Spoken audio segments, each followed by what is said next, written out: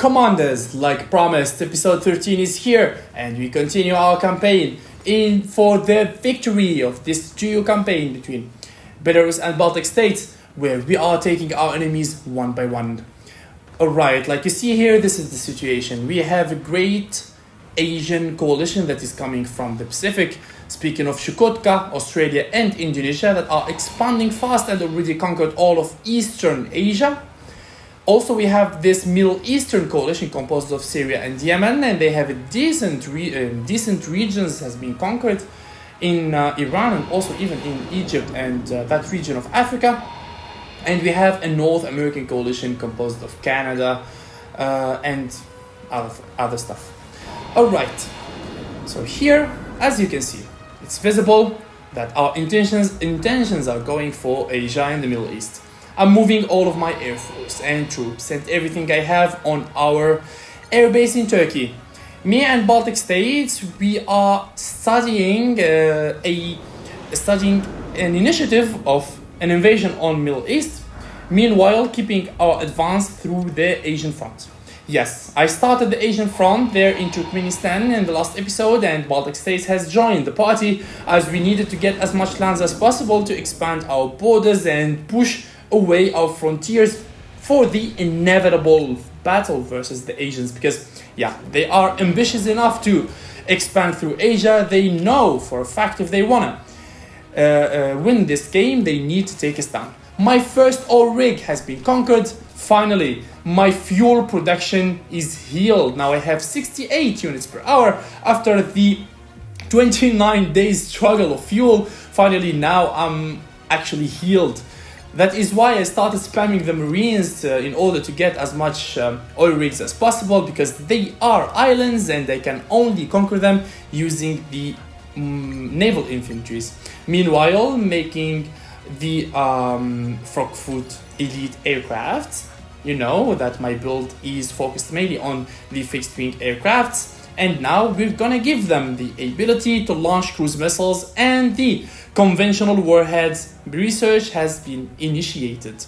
You know, a variety of this kind of air force with a combination of cruise missiles, conventional ones, is gonna be deadly. It's gonna be extremely deadly. That is my ambition here. The political view. This is the Moot victory site under the reign of Syria. The rest of the Middle East is conquered by Yemen. These two nations, they are doing good work actually. I will park my Marines here near this victory site, because as soon as our war will be initiated, that victory site is gonna be mine. You know, if we are going to get 2 more victory sites or something like that, this game is gonna finish soon. And I do not want this game to finish before a great fight versus the Asians, especially that Olaf the King, the commander of Chukotka, General Darius, the commander of Australia, and FC Beefs, the commander of Indonesia, are decent players, and I want so badly, me and my ally, we want a fight against them. We want a decent one against them actually. So this is what we are going to do. We will add a dead nation, which is Italy, that has been conquered by us from the beginning of the game. We will add him to our coalition so that we will expand the necessary victory points for the win. And now we will need 8,400 victory points to win this game. You see, Italy is dead, so it's just a figure here.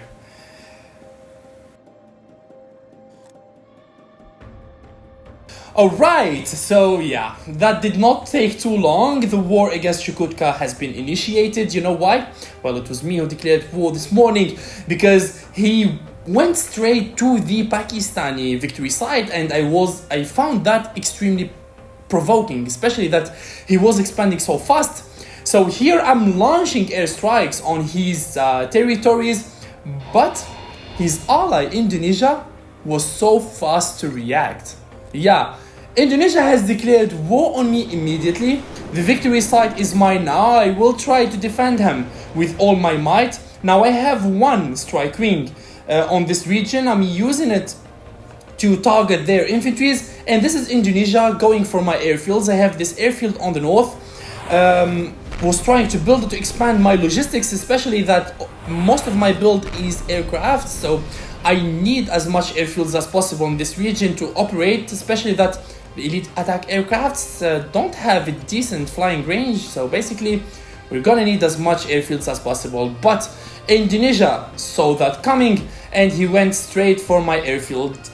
So this is why I will spam airfields on this region. So as much as airfields they will fall, I will always have a spare one.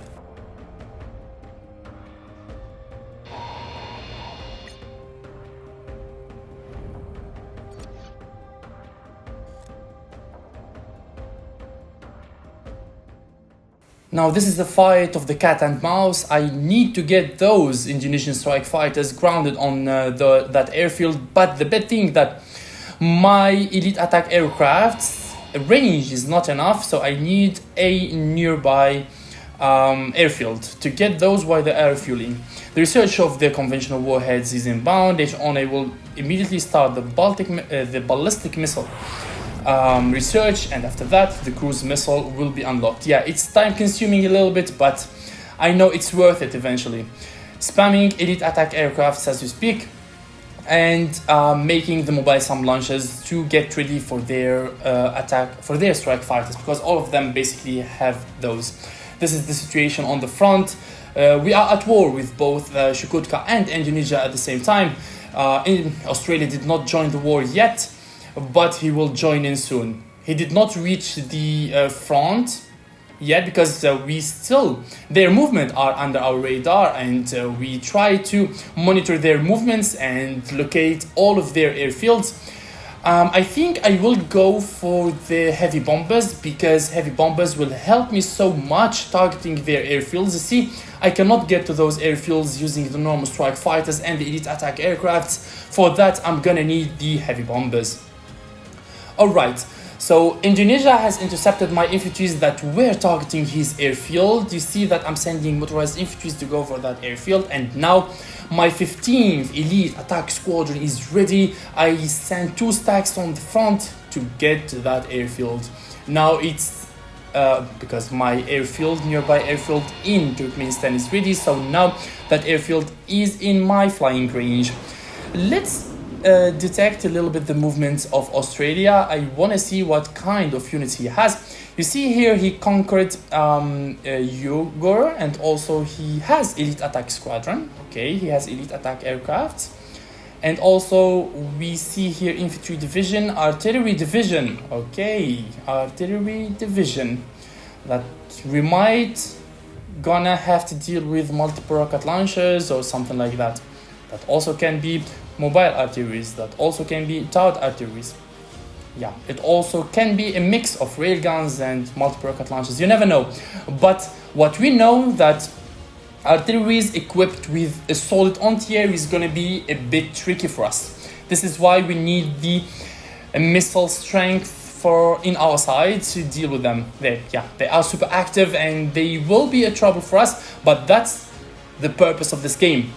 Our purpose in this game is to have fun and encounter very solid coalitions and very solid players like we met in the beginning of the game. Speaking of Romania, Serbia and Yugoslavia, now I hope that these players will be as decent as those we met early game, because if that happens, yeah, we're gonna witness a very good war. Let's meet tomorrow again in a daily upload on Sunday, but tomorrow it's gonna be the war room discussion. I need to assess our situation, me and my ally, and we will need to have a discussion to prepare our next move. Stay tuned, lads, and let's meet tomorrow. Bye bye.